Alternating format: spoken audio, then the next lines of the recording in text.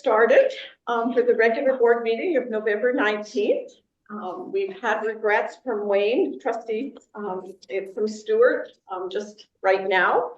But welcome to everybody. I'd like to give thanks and acknowledge that the lands on which we work and learn are the traditional territories of the Gitxsan, Haisla, Nisga'a, Tsimshian peoples, and the Squamish, Musqueam, and Tsleil-Waututh peoples, where Trustee Sundell will be attending with us shortly from Vancouver. We're honored to work with their children and privileged to live on these lands. Welcome warmly, staff, partner groups, and guests joining our meeting this evening. We are being live streamed through CMSD 82's YouTube channel. Oh, sorry. Carol just informed me that the YouTube channel is actually not working tonight, so that's why we had that extra echo as we started. So we'll just keep playing with technology to keep going. We're pleased to have our partner groups and our community representatives join us, and we've got Terry Jocelyn and we've got Cheryl Watts up on the screen. Welcome. I'm Margaret Workup. I'm your board chairperson, and I'll go to my left for Karen to introduce herself. Thank you. Karen Youngman, trustee from Fitamount. And to my right. Sid Harrison, trustee from Terrace. And on the screen, Mike, can you introduce yourself, please? Mike Maxim, trustee for Thornhill. Great. Welcome, and I'll go to our new superintendent. Well, second meeting, welcome, and you can introduce yourself and your staff. Thank you. Tracy McMillan, superintendent of schools, and we have some phenomenal team members joining us, and I will ask the education team members to introduce themselves, beginning with Julia, please. Good evening, everyone. My name is Julia Nakaz, Director of Instruction and Learning Support. Good evening, everyone. My name is Tina McDonald, District Principal. Here. Beverly Azak, District Vice Principal, Indigenous Education. And I'm going to extend regrets on behalf of Philip. He's unable to attend the board meeting this evening as he's participating in the Career Society's AGM for the next 2 hours. Good evening. I'm Ginger Fuller. I'm the Secretary Treasurer. Good evening. I'm Rob Shibley, and I'm the Director of Facility Services. Good evening. I'm Peter Beck. I'm Director of AHL. So welcome everybody to our meeting. I have a couple of announcements to make, and then we'll move on to the agenda. This past month is about Lest We Forget. There are a number of days where one reflects on awareness of the honor and the dedication many did for our country. There was National Indigenous Veterans Day on Monday, November 8th, and Remembrance Day on Thursday, November 11th. Parent-teacher interviews are taking place this week and next across many of our schools with early dismissal of the students on which day? Wednesday. On Wednesday and Thursday, thank you. Yeah, not having directly students in the classroom. I did read that, but encourage all parents to attend and hear how their students are doing. Upcoming non-instructional day is November the 24th. Friday, November 22nd is a non-instructional day for students in our district. School staff will be participating in professional development sessions and workshops on the 22nd. I have the date there wrong. Classes will not be in session, and regular school schedule will resume on Monday, November 25th.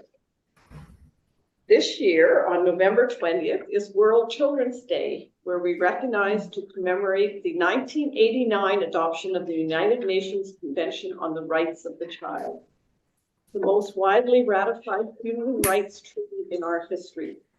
By ratifying this international legal framework, world leaders acknowledge that all children have inalienable rights.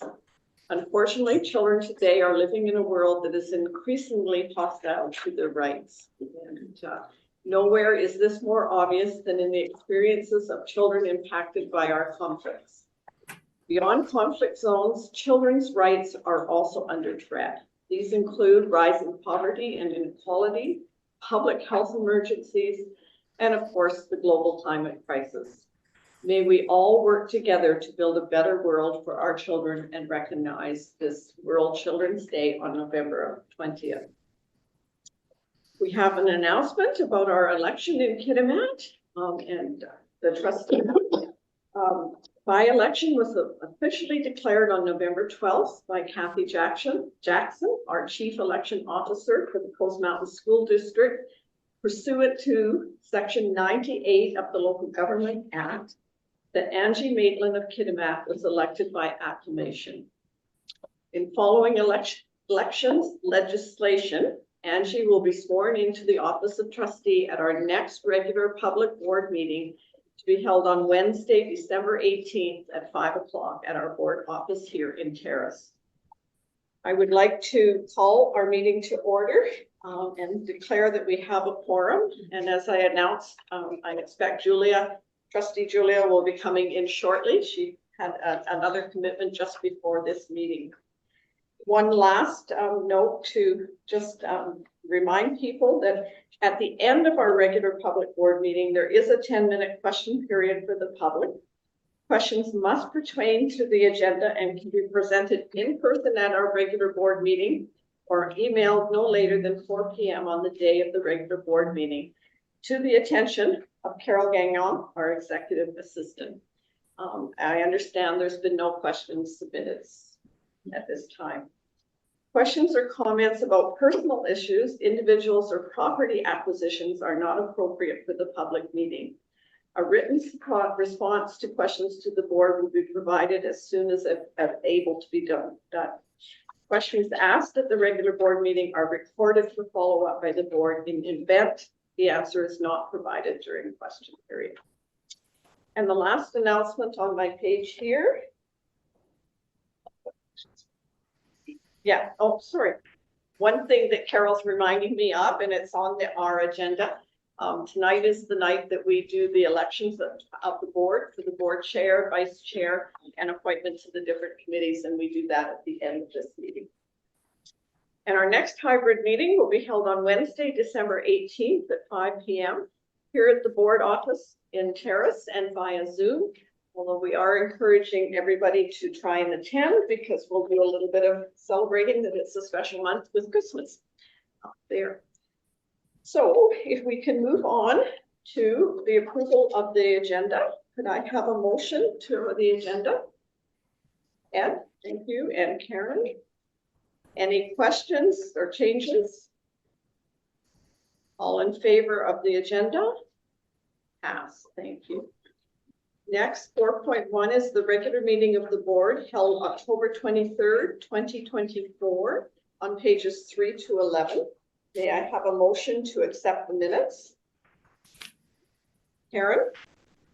Seconder, please. And any questions on the meetings of October 23rd? All in favor? Mike, are you going to vote or on the minutes? I'm kind of on the fence. There's a lot of things that have been omitted in the minutes. I'll go along with it. I don't see it. Yeah, I'll go along with it. I'll say the minutes are passed. We have next 5.1, the summary of the in-camera meeting, October 23rd, 2024. A motion to receive and approve. Ed? Karen? Any questions that on the in-camera, or can we have a motion to approve? I see that. Are you okay, Mike, with that? Abstaining. Okay. It is passed. There were no business arising from the minutes to report. On page 14 and 15, give me a moment to go that many pages. We have the District of Kitimat liaison appointments to receive. So the motion is the board received the information from the District of Kitimat letter detailing councillor liaison appointments to the school district effective December 1st, 2024 for a 2-year term. They're very organized and helpful. So the 2 people appointed is Councillor Edwin Empanato, and when he cannot attend, Councillor Mario Feldoff will be appointed as an alternative person. So if I could have a motion to receive these, thank you, Ed. Karen? Yeah. All in favor? Question? Sure, go ahead, Mike. There's a typo on that page. It says December 1st, 2023. Oh, sorry. That was the first, materials that went out. It's been corrected in the packages, so, yeah. Thank you. for noticing. Yeah, anything else? No. No, you're okay? Thank you. Pass. Yep. So we'll do the Superintendent of Schools monthly report on pages 16 to 22. Go ahead. Thank you. So I'd like to submit the report as presented and just highlight a few items. So the past couple of weeks, I've had an opportunity to visit many of our schools and have conversations with staff, teachers, and our learners. I'm just really, really impressed with the kids and their sense of humor, their curiosity, and how they can verbalize and articulate their learning.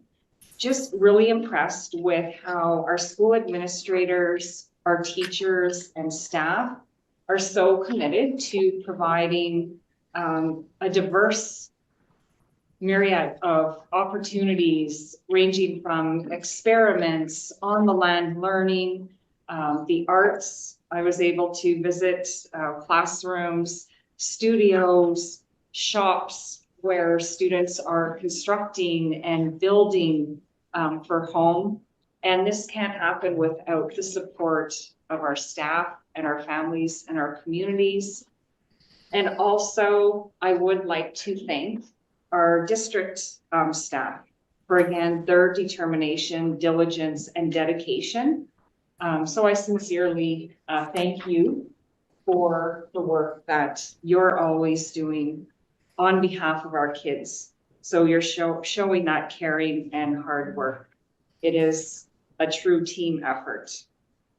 Also moving through the report, just highlighting that we're lucky to be working with Brian Deginski, and he's supporting the school district. He's a Premier Award-winning finalist for his work around inclusion and diversity. And each month with our staff, there's opportunities for them to view short videos, newsletters, and information. The links are also in the report and package so that you can view that. I'd like to highlight the work that's being done with UNBC, the teacher practicum placements. So we had an opportunity to meet with Cheryl Edwards, and she's the practicum placement coordinator for UNBC. And we are placing 13 aspiring teachers in our schools from UNBC. So the first practicum is taking place from November 4th to the 29th. We really want to thank the teacher candidates and the coaching teachers. So it is a lot of work for our teachers to engage in this work. So that's really appreciated. And this also does help with retention, recruitment efforts. And also to thank Philip Barron from the district, as this falls under his portfolio and his work there. Earlier this month, district staff, trustees, parents, students were out, community members, to celebrate in New Hazelton, the elementary school, the beginnings of an outdoor classroom. So special thanks to Mark Newberry, Melanie Miller, and staff, parents, and caregivers. They've been working a number of months to help facilitate the completion of the beginning of this. And we were treated to performance, singing, celebration from the Gitimak Language Nest and the kindergarten grade 1 New Hazelton elementary class. So that was quite an event to attend and celebrate. Just some quick updates for French immersion and early learning. And thank you to Tina McDonald. This falls under her purview. That earlier this month, a K-6 assessment tool for French literacy was completed. And we're hoping that this training will take place and it will be used in the spring of 2025. And we've already been approached by other districts to look at this work and possibly share. In the early learning area, there's continued work, which is part of the Creating Possibilities for Young Children. That continues to take place, and it's transitioning to be run completely by the district. So there's a lot of training opportunities that have taken place. And we have also applied for the $10 a day daycare, childcare program. So we're hoping to find out in December if we're one of the districts chosen for that. So crossing our fingers, hoping for the best. That would be good news for our parents. Also sharing a lot of work that's taken place in the nonviolent crisis intervention training. And thank you to Julia Nicars, again, one of our directors, for her work in this area. And it's focusing on using person-centered and trauma-informed responses. And we're also fortunate to have Nikki DiCario in our district. So she is certified in this area as an instructor, in addition to her role as a teacher of a visually impaired integration support teacher. So she offers sessions that people in the district and community can attend. So this is really beneficial. People learn about verbal de-escalation strategies. They review case studies, participate in scenarios, and learn safety interventions. So a lot of good work happening in that division. And as well, many of our schools held Remembrance Day and Indigenous Veterans Day ceremonies to acknowledge those that have served and come before us. And I received invitations to 2 of the schools, Uplands Elementary. So a special thank you to Robin Howard. She's a teacher there who helped organize, as well as Tracy Carter. In the afternoon, I was able to attend the Remembrance Day session at Skeena Middle School. So very impressed with the students because it's student-led, and again, just the brave opportunities that our young learners are putting themselves are very impressive. So thank you to all who were involved with that. And the last page just shows some up and coming events and celebrations. Thank you. Thank you. Any questions for our superintendent on the report, or can I have a motion that the superintendent of schools monthly report to the regular board meeting be received as presented? Julia, so moved, or a question, Julia? Great. Seconder Mike, unless it's a question, Mike? Nope. All in favor? Pass. Thank you. We now move to the Indigenous Education Report on pages 23 to 27. And are you presenting it as well? Sure. Yeah, thank you. I'd like to thank Janet Meyer for her preparation and input, as well as Beverly Azak for their work in this area. So again, acknowledging, first of all, the importance of school attendance. And the First Nations Education Steering Committee, FNESC, the document that has been put together by them is called Raising the Attendance Rates of First Nations Students in British Columbia. So this has been distributed to all of our schools. And throughout this coming year, there will be work in actioning some of those ideas, suggestions, and again, it's contextual. So ensuring that it fits for our learners and our communities here. Also in this report, you'll see more information about how the schools commemorated Indigenous Veterans Day on November 8th, and just the importance and highlighting the contributions of Indigenous peoples to Canada's military history. And then also on page 26, you will see a lot of data. So data is really important because that helps us to determine types of programming, funding, any gaps, needs, differentiation that's required for our learners, our schools, and community. So really interesting data that you can take a look at. And just the total number of Indigenous students across our district now sits at 2,051 students. So that's quite a large number. Like we're nearing 50% of our students with Indigenous at schools. So again, very important in driving school programming. And then on page 27, you'll see a bit more of a breakdown of, again, on reserve, off reserve, and the advance of residents. So this data will also be helpful as we move forward with the formation of the new IEC committee. So again, thank you to Bev and Janet for their work in this area. Any questions for our superintendent? Mike, do you have a question?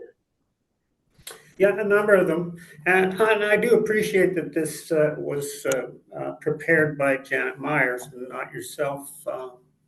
I think it's Julia.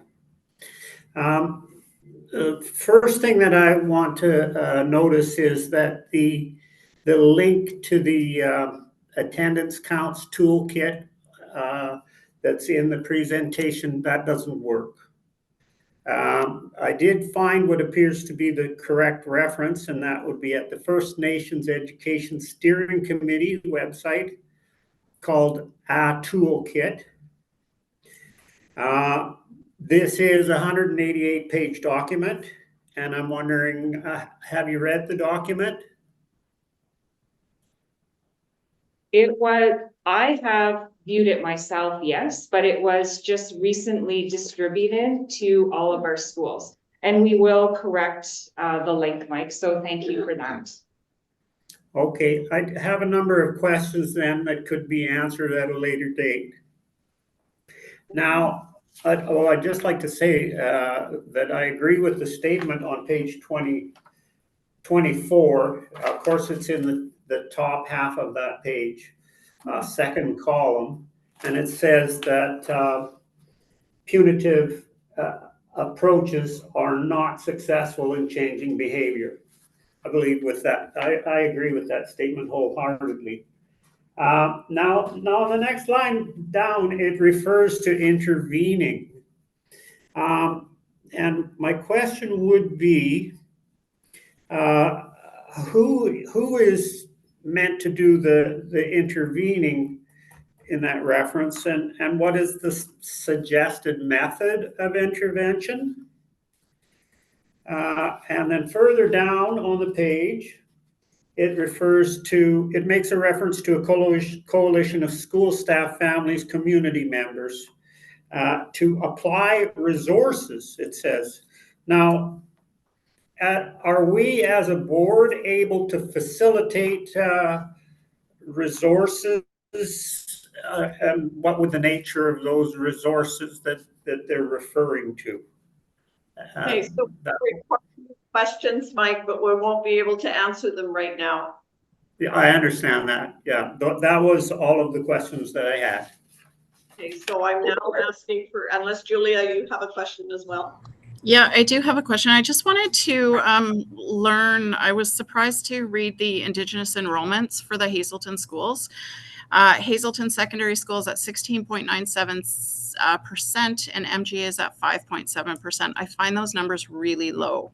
So my question is, how was that calculated, and could there possibly be an error? Because I don't think it's reflective of actually what is happening in the school. Okay, I can answer that okay, question. Ginger feels she can answer that question for you. I think what those percentages refer to is the total number of Indigenous students in the school district, according to this document, is 2,051. And 348 of that number is 16.97%. Is that making sense for you, Julia, or do we need to? dig It deeper? does. I think it's actually a poor way to present it. When we're talking about Indigenous enrollment, if we're talking about district enrollment, I don't think it's really stated here. Because the way I read this, it looks like 60.9% students at Hazelden Secondary are Indigenous. Okay, well, I can, I'll relay that comment to Janet. Yeah. Okay, Yeah. thank you. Thank you for the input, and we'll have a look at it so that it is clear for everybody to read and understand. So if I could have a motion that the board receive for information the Indigenous Education Report for November 2024. Julia so moved. Second, Ed? All in favor? Mike?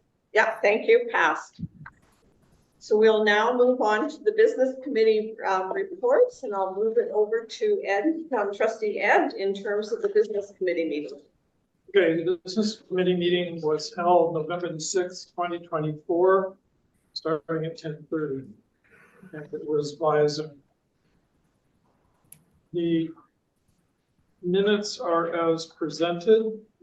And the motion would be that the minutes of the business committee meeting held November the 6th, 2024 be received for information. A seconder, please. Karen? Any questions? All in favor of receiving the business committee meetings minutes?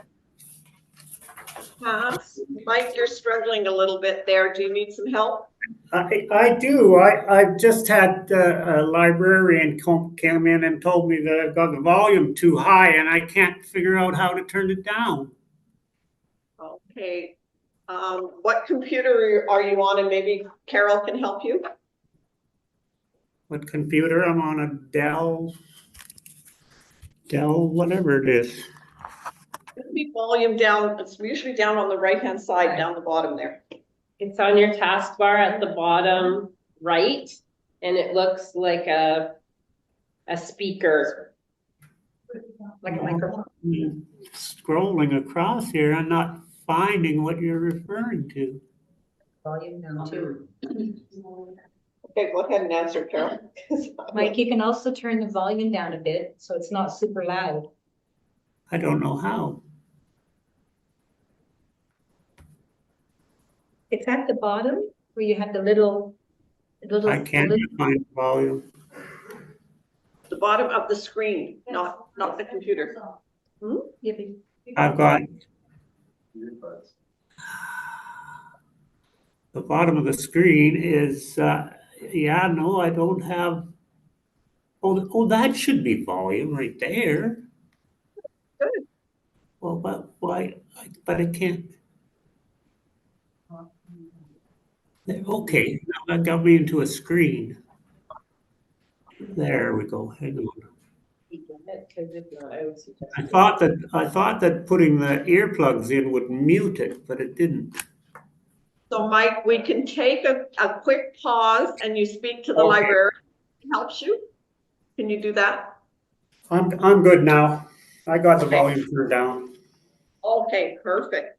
So we just passed minutes of the business committee, and I'll record you as voting, approving the minutes, Mike. The business committee, I believe so. Yeah, Okay, yeah. The meeting agenda item number 10.1.2 is the quarterly financial statement, September the 30th, 2024. In accordance, and that's on page 31.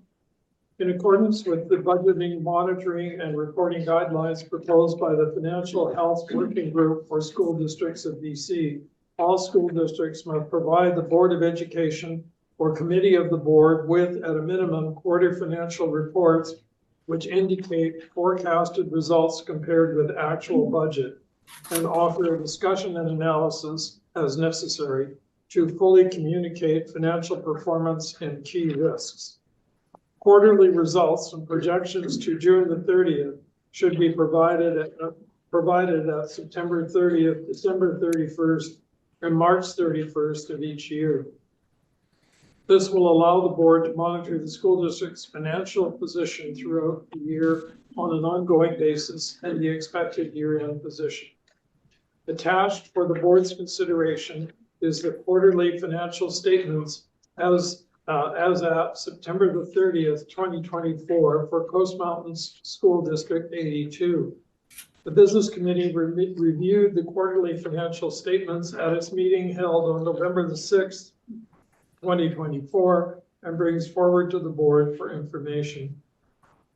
The recommended action is that the board receive for information the quarterly financial statements as of September the 30th, 2024. Moved by Ed and seconded by Karen. Any questions or clarifications? All in favor of receiving the quarterly financial statements? Passed. Thank you. Thank you, Ed. We'll now move on to the Education Committee report, and Karen has stepped in for Wayne, who got called away. And so Karen, it's all yours. Oh, thank you. Okay, 10.2, the minutes of the Education Committee meeting that was held November the 6th, 2024, via Zoom. The minutes are attached. They're pages, I lost the pages, 36 to 40. Yeah.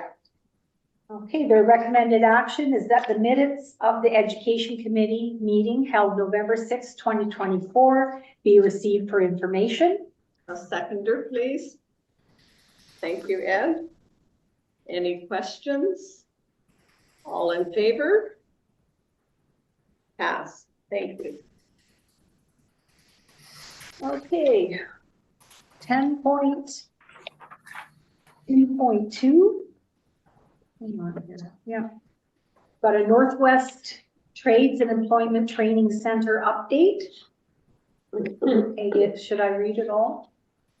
Or Yes. yeah, okay. All right. During the September 2024 in-camera board meeting, the board expressed interest in reviewing the programming at the Northwest Trades and Employment Training Center and receiving an update on the happenings at the Trade Center. The request proved timely with the appointment of the new NTEC principal, Dan Hamill, who provided an overview presentation of the Trade Center to the Education Committee at its meeting held on November 6, 2024. The Education Committee recommended forwarding the NTEC overview presentation as attached to the board for review and consideration, including the following questions. Does the NTEC overview presentation provide the information sought by the board relating to the Trade Center review and update? Is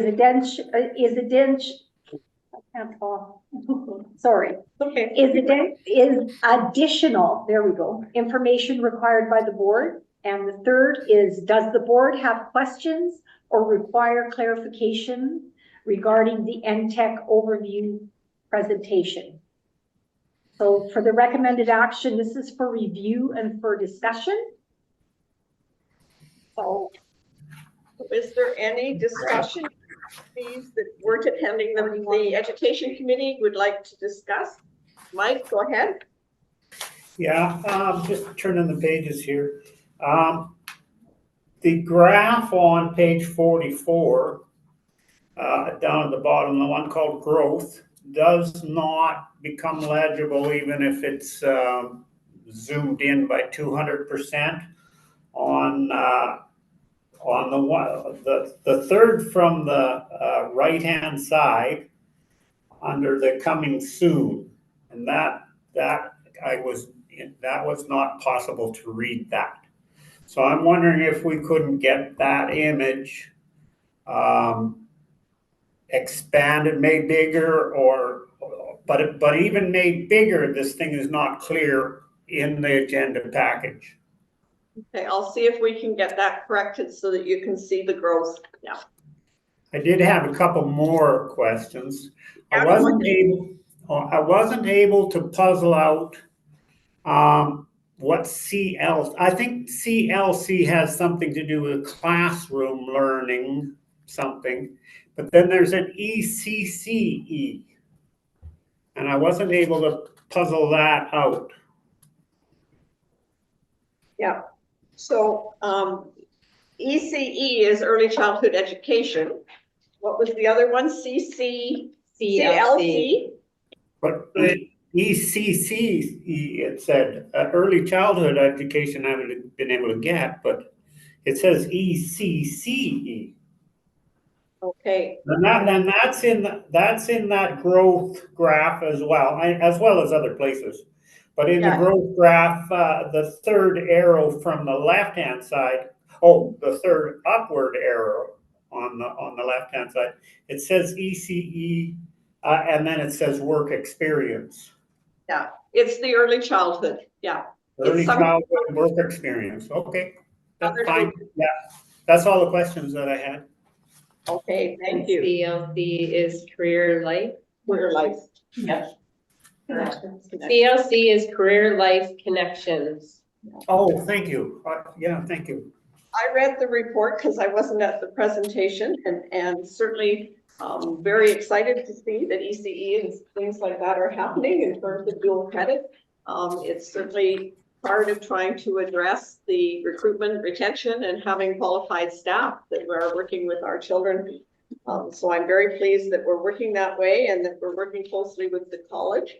And then as I read through this, we're working hard with our trade school to meet some of the employment needs in our community. And the board trustees have talked about how we need to continue to advocate for these dual credits and keep things going so that students have access. So that was my comment as I read through. Ed, did you have any comment on it? I think for me, the variety of activities to involve and engage the students in career development, to continually think about that as opportunities within the community. I think that's important to bring forward.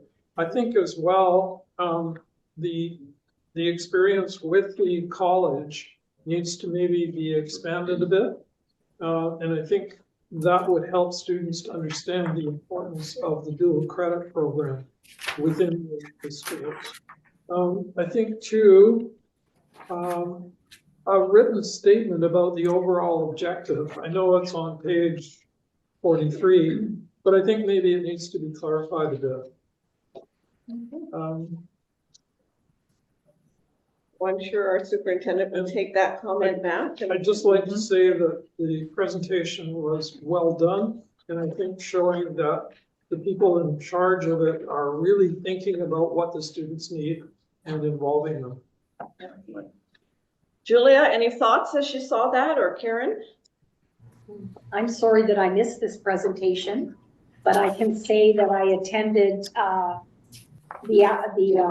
the event where they had all the students and the different trades and pipe fitting and electrical, and it was just incredible. It was fantastic, and I really hope that that will continue to happen and it will be expanded to include younger students so they can see what it's all about. I think it would be very beneficial.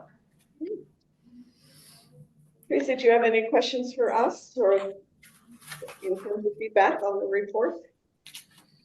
Not at this time. Okay, perfect. Thank you. Okay, Yeah, so- Ed, go ahead. There is one thing, I think, that the communication with the parents is critical. Thank you. Thumbs up. Excellent. Well, thank you. And this was a request from the board to have an update, and we really appreciate the work that's been done to keep us up to speed as to what's happening. Okay, Karen, So if you you would need like a to move motion? forward. Okay. For review and discussion. All right, For the good. Hazelton French immersion. Yes, okay, this is item 10.2.3 and starting on page 54.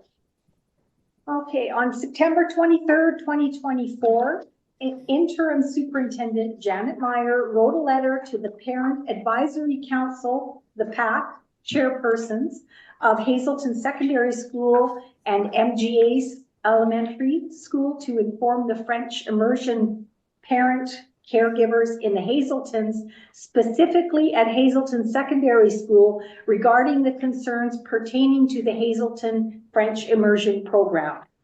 At present, there are 8 students enrolled in the French immersion program at Hazelton Secondary School. When you have a healthy French immersion program, the program drives the school's timetable scheduling. The French immersion program is provided the course or courses particularly to the electives for the dual Dogwood certification. When you have only 8 students spread out throughout the grades, such is the case at Hazelton Secondary School, this presents a problem financially for the school district, as the average class must be made up somehow when few students are enrolled in a program. Hazelton French immersion parents and caregivers were informed by, should it be where, informed by Superintendent Janet Meyer of the Ministry of Education and Child Care policy on French immersion, which states as follows and outlined in the link to the policy provided below. Having established a program, school districts should promote the program and recruit students. Should the enrollment become insufficient, school districts should consult parents to find solutions. If there is no resolution to the problem, the district should give at least 1 year's notice to the parents of any changes contemplating to permit full discussion and allow parents time to consider alternatives for their children. Okay, so there's a link here, I guess, to look at. Okay, further to that, Hazelton French immersion parents, caregivers were informed, pending any resolutions offered by the consultation process, that the letter dated September 23rd, 2024, issued by interim superintendent Meyer, served as Coast Mountain School District official notice to parents, caregivers of potential changes to the program. Under the direction of the superintendent, district staff will set out a schedule for consultation related to the enrollment in French immersion in Hazelton. Tina McDonald, district principal for French immersion, will be the district staff member charged with facilitating this consultation. The Education Committee reviewed the Hazelton French immersion program update at its November 6, 2024 meeting and forwards it to the board for information. So the recommended action is that the board receive for information the Hazelton French immersion program update. We'll move by Karen, a seconder. Receive the report. Ed, any questions or any comments from the superintendent on the report? Ed? How much money does the federal government contribute to this program? The full program, I will take a bit of a stab, but I can give you a more succinct number. It's a round figure. Less than $150,000. If you request something more accurate, I can get that. No, that's good. Thank you. Julia?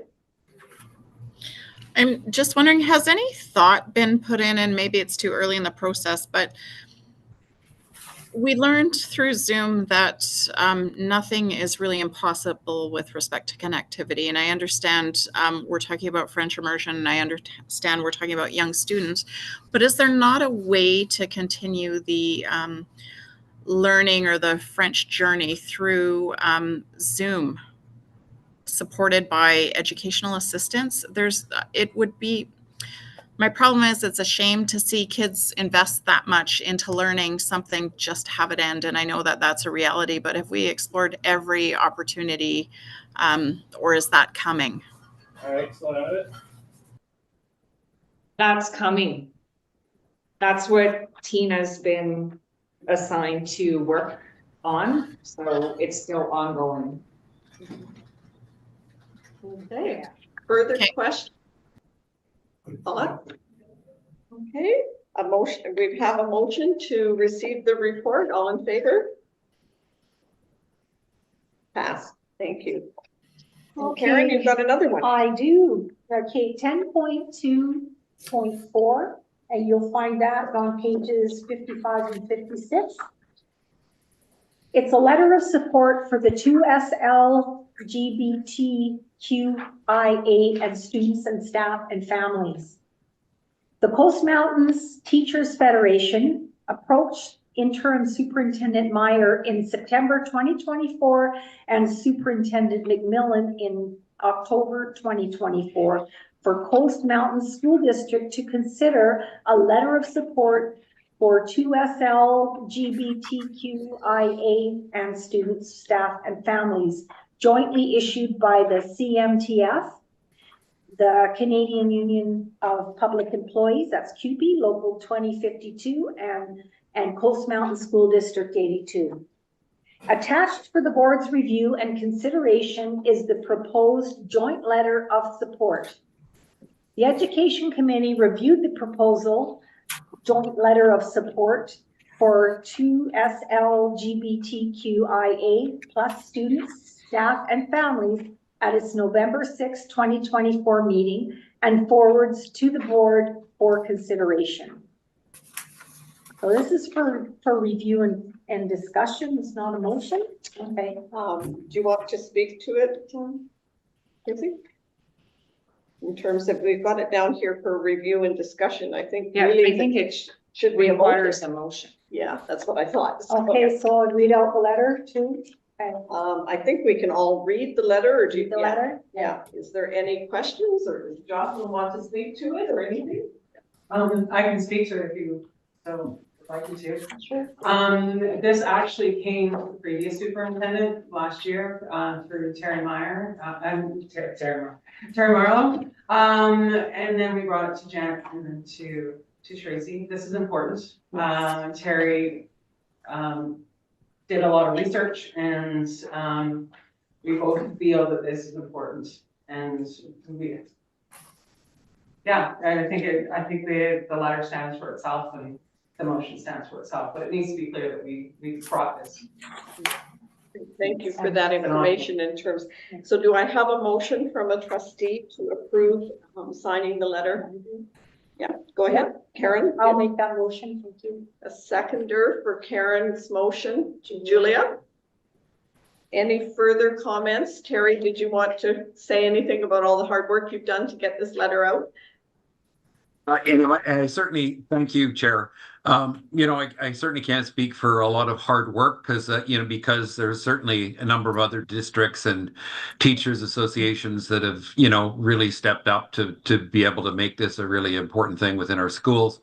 We've had some local teachers speak out about, having this happen as well, and we appreciate their efforts. And of course, we support students. So I thank you, Chair, and the board for entertaining this, and I think it's an important one, and obviously the superintendent and staff.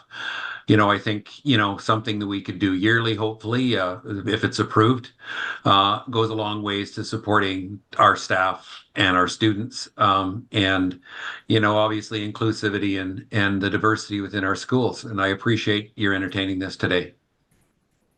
Thank you. So I'd like to clarify what the motion is. The motion is to approve the school district signing this letter of support. I would like the wording to say you're signing on behalf of the board, or is that the way the motion should be reading? That the board approves the signing the letter. Yeah. Or if you wish, we can add, I would be more comfortable doing it that myself, so that it shows that the board and the superintendent are both signing. because I think this is an important initiative and a partnership So it goes a long way to show support to our learners and families. So if you're comfortable with that friendly amendment, we'll have the signatures on behalf of the board as well as the superintendent. So it's showing real support. All in favor? Sorry, thank you. Yeah, thank you, passed. Okay, here we go. This is the last one. Okay, it's item 10.2.5, and you can find it 57 to 59. It's survey feedback, education committee mandate, meetings, proposed agenda 2024-2025. Discussion is the education committee is an advisory standing committee of the board which meets monthly except for the month of March, and meeting duration of typically 1.5 hours. The committee membership is made up of partners, learners, district staff, and trustees, upwards of 20 people gathering together.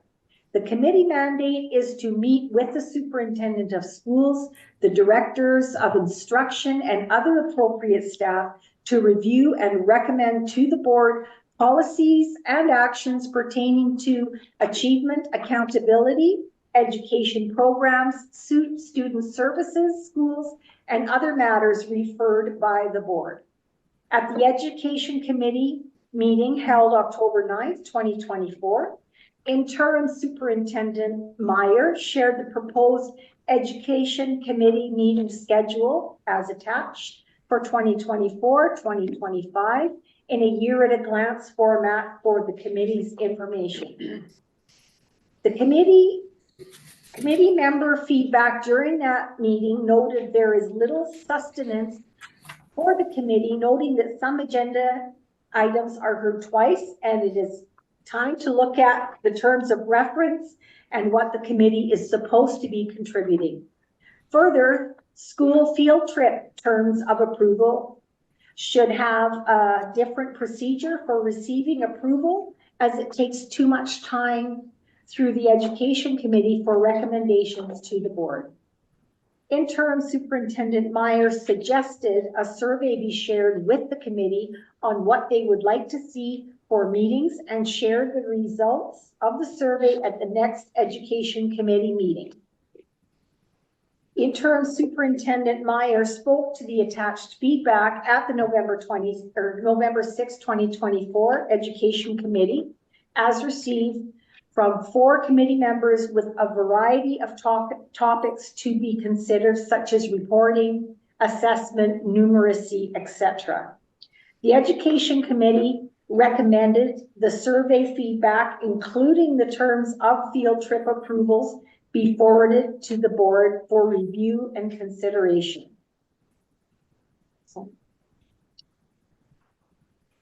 How would the board like to deal with this? It's here for review and discussion.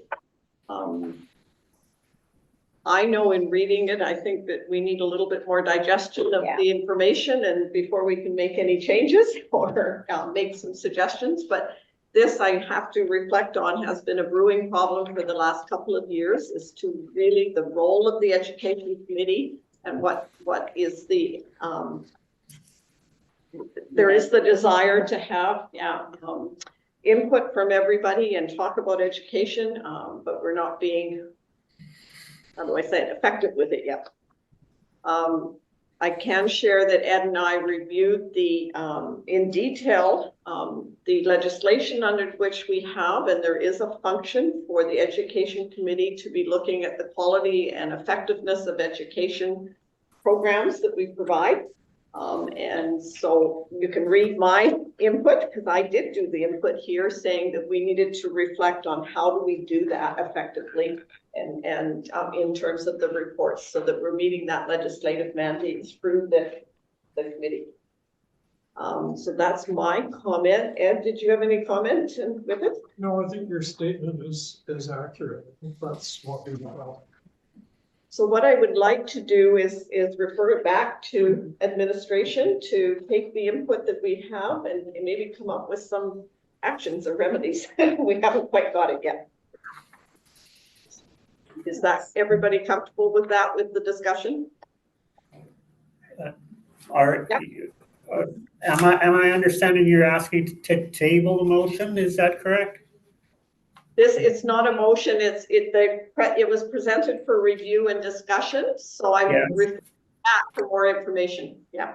It is. So I would go, I like the idea of passing it forward so that we can discuss it further after we thought about it. Okay, so a Okay, motion to motion. table and ask for more information. Okay, are we doing this right? Karen, you okay with that motion? It looks, I know am I it's- reading this wrong or are we doing this correctly? Well, the challenge is on the agenda, it says it's a motion. Yes. On the paper, it says Okay, just presented got you. for review and discussion. So just to be clear, Okay, I'll have request a motion to receive and send back for more information. Whatever the wording was. Yeah, okay. Karen's okay with that? Ed, you okay with that? Any further comment? Mike, I understand you're comfortable that we need more information so we can discuss it. All in favor? Passed. Thanks, Ginger. Julia. Oh, was Julia? Asking. I questions. was just gonna ask for a clarification. Are we sending it back to administration then?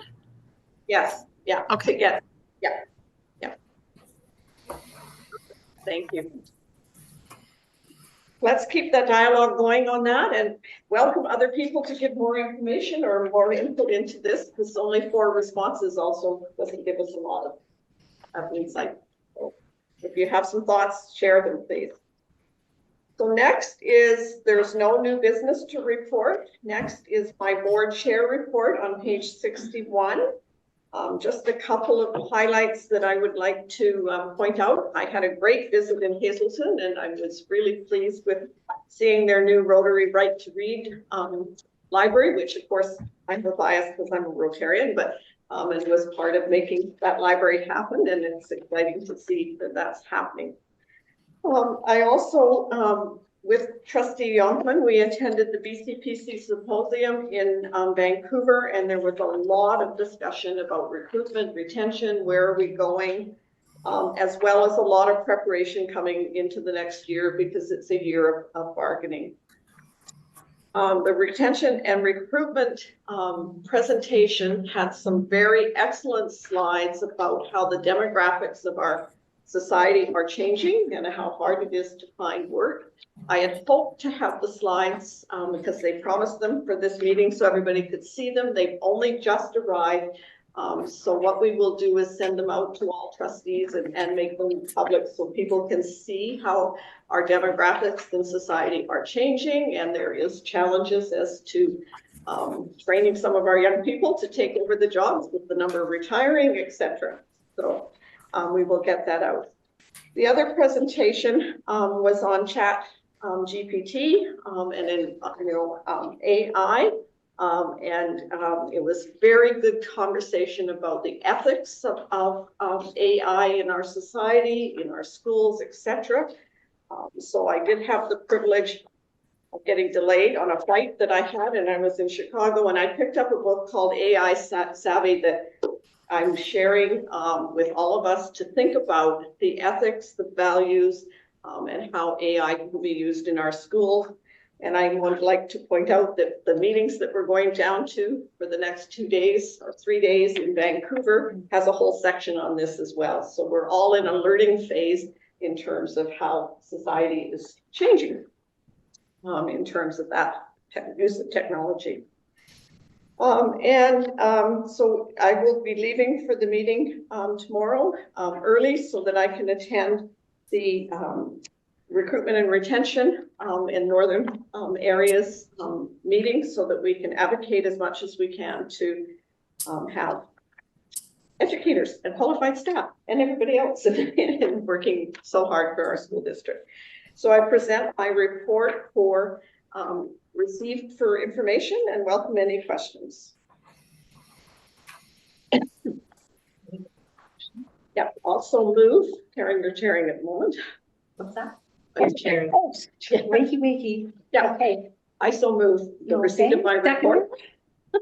Seconded by Ed. Any further questions? All in favor of receipt? Pass, thank you. Okay, Karen, now your turn. Oh. I think it's Julia. I think it's Julia. Oh, it's Julia first. Sorry, page 63 is Julia. Yep, sorry, jumping one up ahead. Go ahead, Julia. I don't really have anything much to add. I think my report was robust. I attended the BC School District Trustees Association Provincial Council meeting on the 25th and 26th of October. There's a big discussion around climate action and what the districts are doing to address that, because it's definitely changing the landscape. So I made some recommendations. They're included in the report. I don't know how we move that forward, but it looks like it might be a policy discussion. Okay, seconder for receipt of Julia's report, and then we'll talk about the couple recommendations. Yep, yep, yes, second.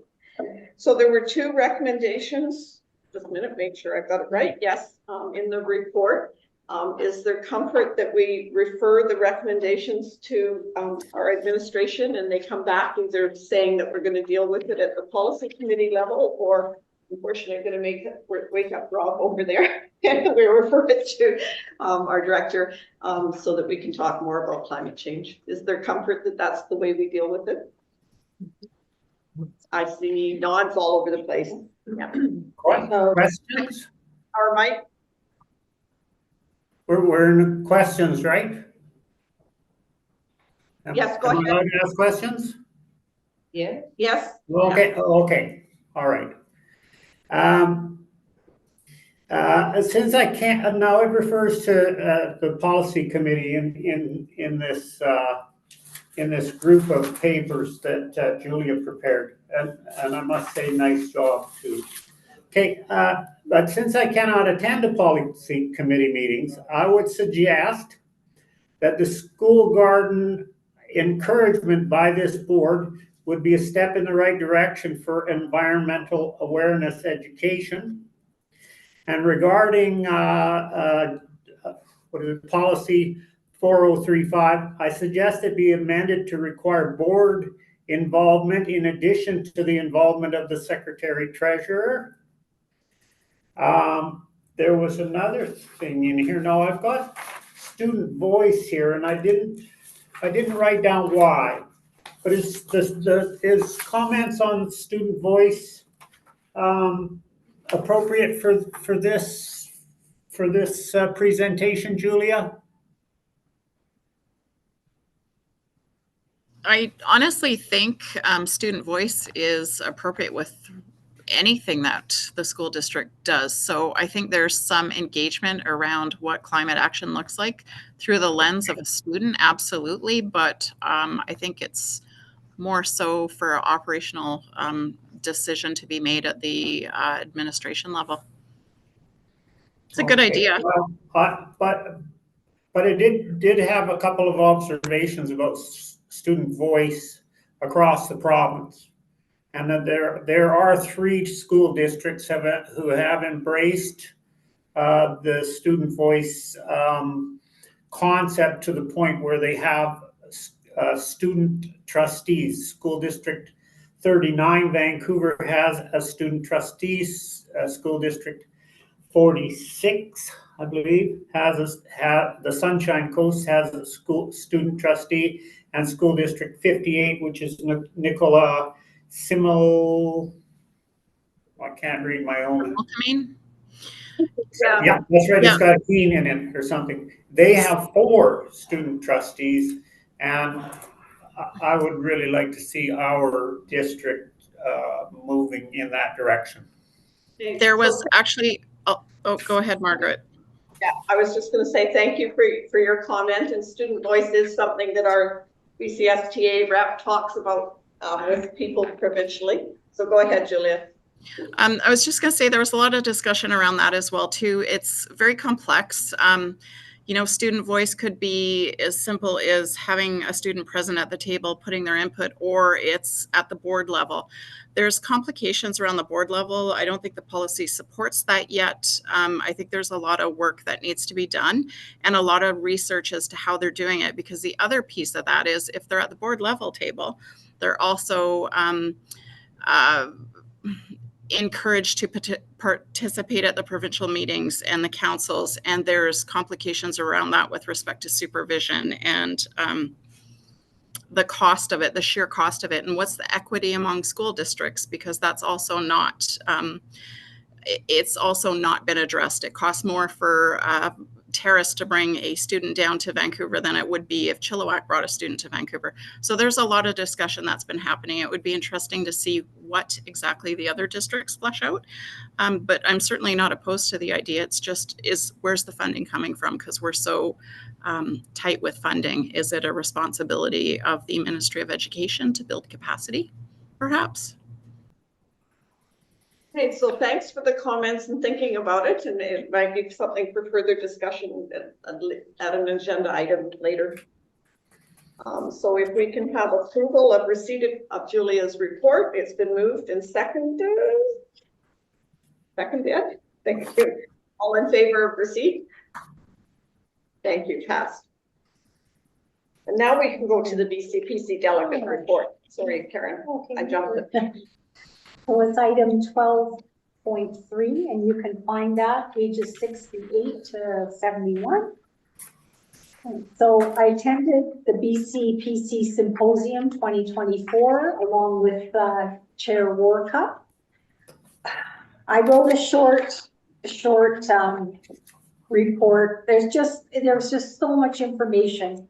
I attached the agenda so you can have a look at some of the topics that were covered, but all of them fascinating, all of them relevant and really well done. But boy, a lot of information in a very, very short time. And I'm looking forward to the slides. Yeah, I was hoping to have them too. But yeah, here's my report just for information. Karen still moves for information, receiving information, seconder.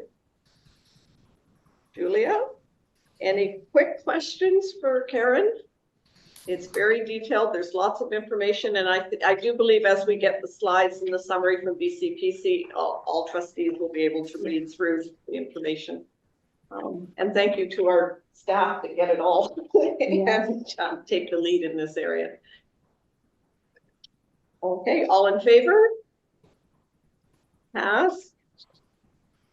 Okay, we're now down to trustee reports. Is there any trustees who wish to make share something?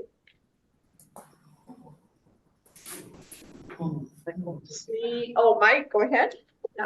Yeah, as I said in last month's meeting, I spent considerable amount of time in Kitimat trying to rouse interests in the citizens of Kitimat towards the importance of the role of the trustee.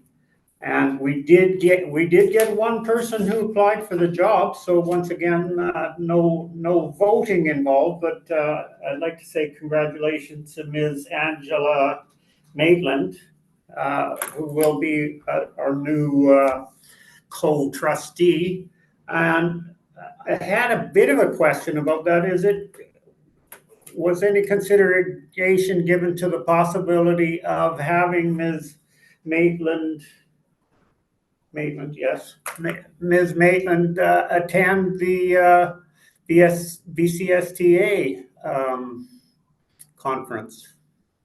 So it's a good question. It certainly was considered, but she had a family holiday scheduled for right now. And so if she wasn't on holidays in Hawaii, by the way, she may have been invited. So yes, it was considered.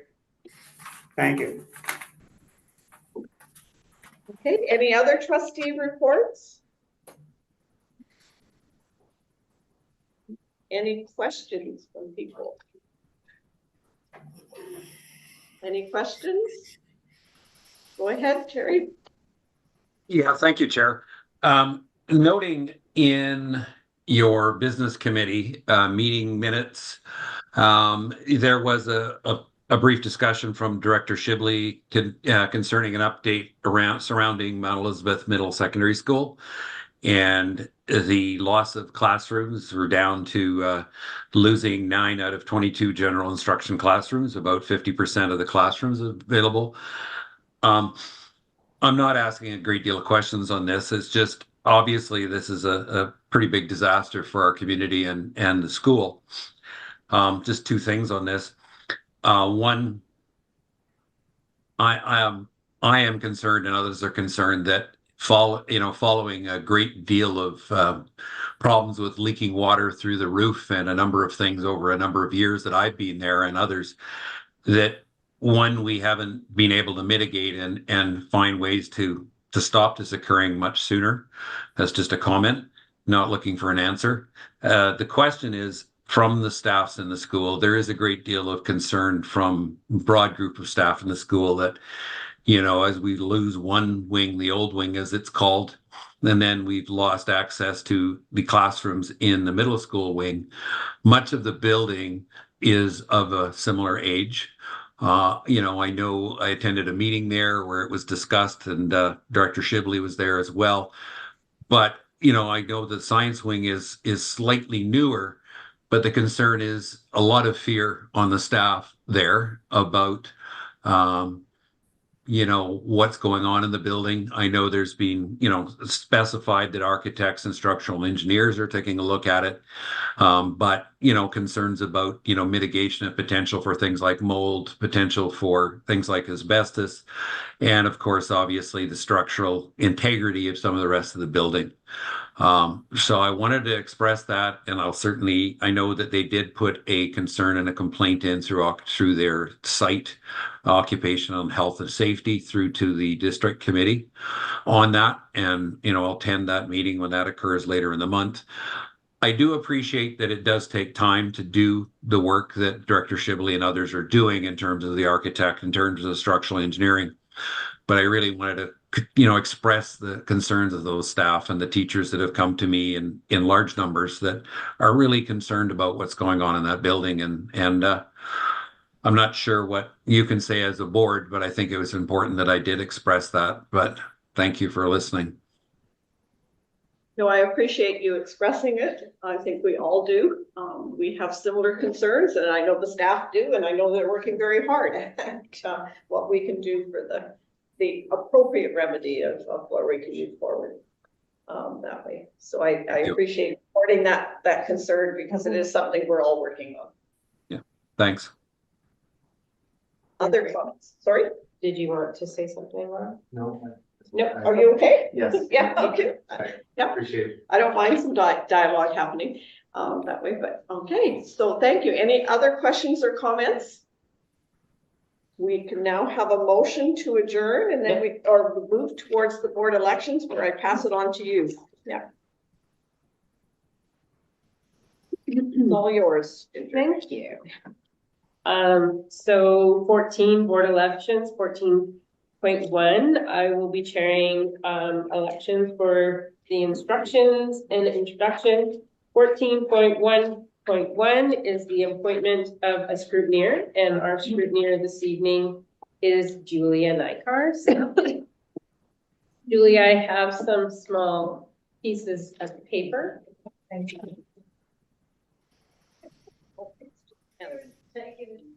We're in a very tight little space here today. Thank goodness we're not recording.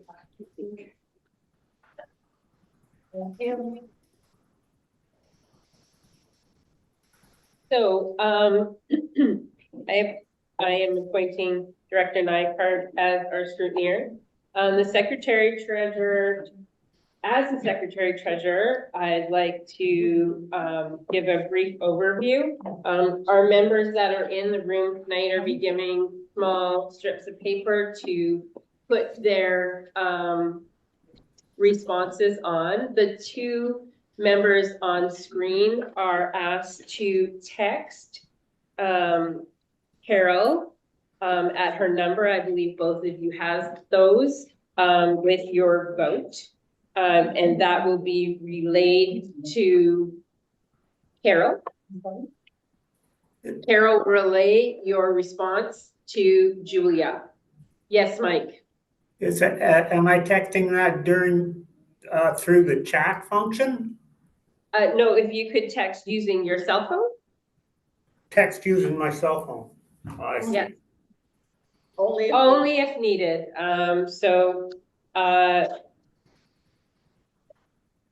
I am able to provide you with Carol's cell phone number to send the text. Do you have that, Julia?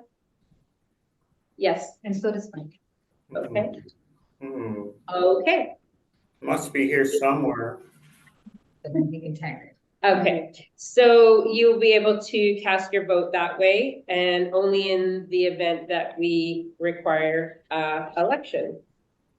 So I am for the first position, 14.1.2.1 for the chair. I am looking for nominees for the position of chair. I'll nominate Margaret. Okay, Margaret, do you accept? I do. Margaret, you had wanted to make a nomination as well? You had your hand up? No. No? I Oh, was okay. just trying to find my piece of paper. I would like to call for a second time nominations for chair. And finally, for the third time, pardon me, go ahead, Mike. I tried to nominate Ed Harrison. Okay, Ed, do you accept? Respectfully decline. Unfortunately, Ed has declined. Okay. And for a third and final time, looking for nominations for the position of chair. Okay. I would Yes. like to nominate Julia Sundell. Julia, do you accept the nomination? Thanks, Mike, but I'm also gonna have to decline due to time. I just don't have enough hours in the day to actually do the job, to give the time the job deserves. So I'm going to respectfully decline. Thank you. Okay. Thank you. And so with that, I'd like to report that congratulations to Trustee Warcup as she is acclimated into the position of chair once again. So our second position is 14.1.2.2 for the position of vice chair. And do I have any nominations for the position of vice chair? I would like to nominate Karen. Okay. Karen, do you accept? Yeah. Okay. And for the second time, I'd like to call for nominations for the position of vice chair. Yes, Mike. I'd like to nominate Ed Harrison. Respectfully decline. Ed has respectfully declined. And our third and final call for go ahead. I'd like to nominate Julia Sundell. Julia, do you accept for vice chair? Thanks, Mike. I'm also going to decline. There's not enough time in my schedule. I'm sorry, I can't do it. Okay. And seeing that we only have one nominee and one acceptance, I'd like to congratulate Karen Youngman as retaining her position vice chair. And on to the next 14.1.2.3 BCPC delegate. Do I have a nomination for the delegate position for BCPC? I would like to nominate Karen, continue on that position. Would you like to continue, Karen? Okay. You wanted to nominate someone, Mike? Ed Harrison. Ed? Ed has declined the offer. And for a second time, any nominees? Julia Sundell. Julia? I'd really like to keep the BCSTA position, so I'll decline that, hoping I am nominated for that other position I'm currently in. Thank you. And for a third and final time, is there any nominations for the position of BCPC delegate? Seeing none, I would like to congratulate trustee Youngman for retaining her position as BCPC delegate. Next position, 14.1.2.4 BCPC alternate, given the delegate cannot attend functions and perform their duties. I'm looking for nominations for the delegate position.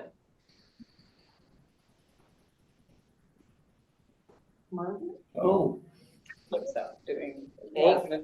Yeah, I've done it before. I'm confused about which one this is. I It's thought we not, did the delegate. I thought we were doing the alternate.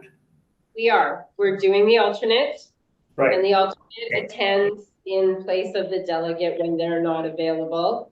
Karen has nominated Margaret. Margaret has accepted. I'm calling for a second time for nominations for that. Yes, Mike. I would like to nominate Ed Harrison. Ed has politely declined.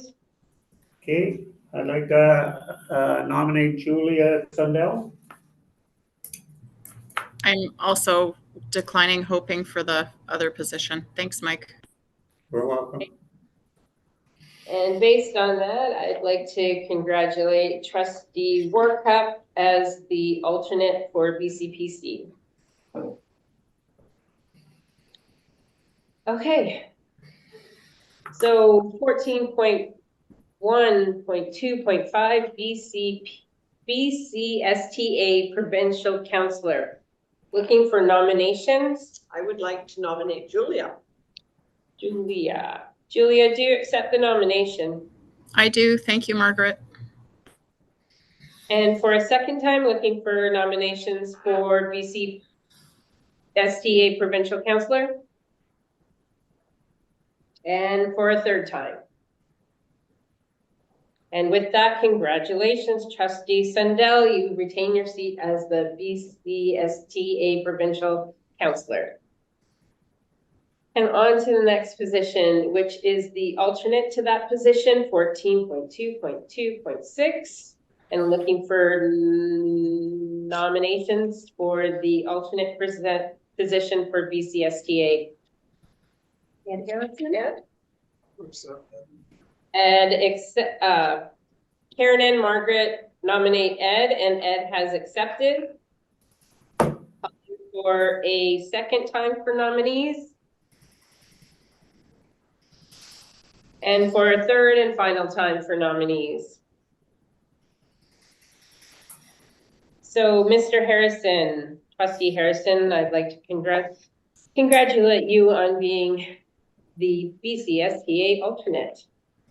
And now on to 14.2.2.7, I need a motion to destroy the ballots, which we have none. So thank you very much. And I pass it back over to Margaret. Okay, can we have now a motion for adjournment? So moved by Karen. All in favor, we're adjourned. Thank you. See you Thanks. all. Thank you. Thank you. Everyone, thank you. Any more than you could tonight.